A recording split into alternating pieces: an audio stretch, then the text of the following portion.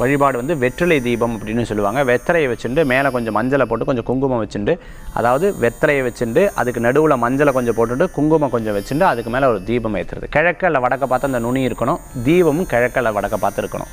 அப்படி டெய்லி நீங்கள் கோயிலில் அல்லது வீட்டில் நீங்கள் தொடர்ந்து ஏற்றின்னு வர ஒரு மண்டலம் ஏற்றின்னு வர ஒரு பெரிய மாற்றத்தை கொடுக்கக்கூடியதாக இருக்கும். நான் இத்தனை நாள் சொன்ன மந்திரங்களில் ஏதோ ஒரு மந்திரம் எடுத்து சேன் பண்ணுறதும் உங்களுக்கு ரொம்ப அற்புதமான பலன்களை கொடுக்கும். எந்த தெய்வத்திற்காக இதனை வழிபடுறது, நீங்கள் இஷ்டமாக வேண்டக்கூடிய தெய்வத்திற்காக இது வழிபடுங்க.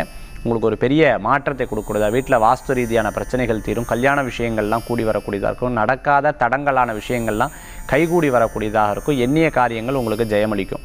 அதே சமயத்தில் பார்த்துட்டோம்னா ஒரு காரியத்துக்காக நான் விடாப்படியாக வைராகியத்தோடு இருக்கேன்னு நினச்ச காரியங்களும் உங்களுக்கு அனுகூலியத்தை கொடுக்கும். நான் சொன்ன விஷயத்தை நீங்கள் செய்து பாருங்கள், வாழ்க்கையில் பெரிய மாற்றங்களை ஏற்படுத்தும் அப்படின்றதுல சந்தேகமே கிடையாது. நம்பிக்கை உண்டு, வெற்றியும் உண்டுன்னு சொல்லலாம். இன்றைய தினத்தில் ரொம்ப அற்புதமான விஷயத்தை நம்ம பார்த்தோம்.